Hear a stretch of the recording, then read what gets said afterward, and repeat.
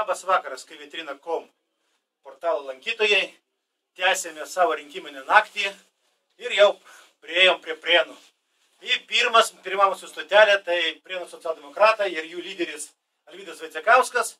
Pone Alvydai, žiūrint į duomenis, kuriuos mes tokius turim, jūs kaip ir pirmaujat.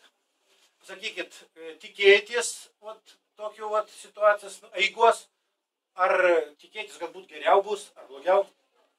Tai aš pirmiausia noriu padėkoti visiems Prienų rinkėjams, kurie buvo aktyvūs, aktyviai dalyvavo rinkimuose ir be abejo už tai, kad palaikė socialdemokratus ir palaikė mane.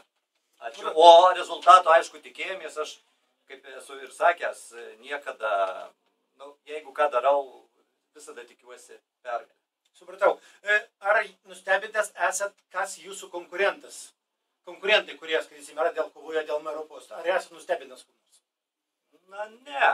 Iš ties, jeigu kalbant apie artimiausius konkurentus, matyt, šiek tiek ir prognozavau, kad Loreta Jakinevičienė ir Tvarka ir teisingumas bus tikrai rimti konkurentai.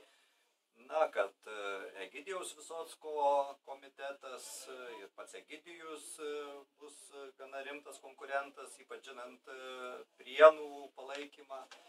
Tai tos prognozijas buvo tokios ir buvo prognozijas, kad reiks Prienam antro turo. Sakykite, kaip partijos reikalai? Mes dabar kalbam apie merą, jūs turbūt turite jo pirminius rezultatus ir iš visų apylinkių. Kokia situacija su partijom? Visų tikrai neturim, da miesto neturim didžiųjų dviejų apylinkių, tai tie rezultatai gali šiek tiek pakis, bet kol kas preliminarūs duomenys mūsų partija pirmauja. Pirmauja. Taip. Ir turbūt pagal partijos konkurentai dėl patekimo, skaitysim, į tarybą tie patys. Tvarka ir teisingumas, komitetas, paskui vienas komitetas, kitas komitetas. Išlieka.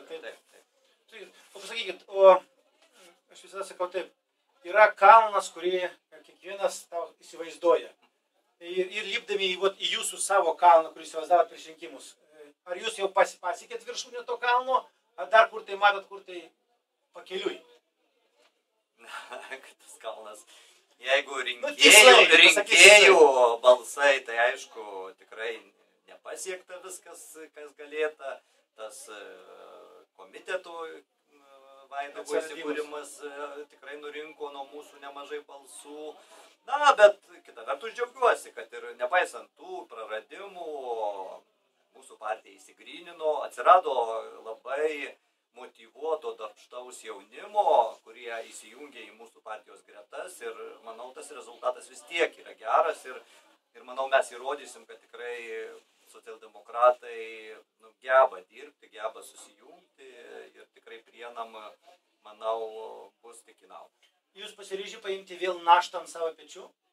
Aš niekada nebijau naštos, tikrai aš tam ir ryžtuosi, nes jeigu aš nematau perspektyvos, nematau, kad galiu padaryti kažką gero, gražaus, aš paprasčiausiai nesirinkčiau tokio kelio. Tikrai tik dėl to, kad reikia pokyčių, reikia, kad gražesni būtų Prienai, gražesni mūsų miesteliai. Kaip aš sakiau, kad kadencijos pabaigoje galėtum pasakyti, kad, prieniečiai galėtų pasakyti, kad jie labiau didžiuojasi Prienais ir čia, tiesiog smagiau gyventi. Gerai. Ačiū, ponia Alvyda. Ačiū jums. Ir sėkmės. Ačiū.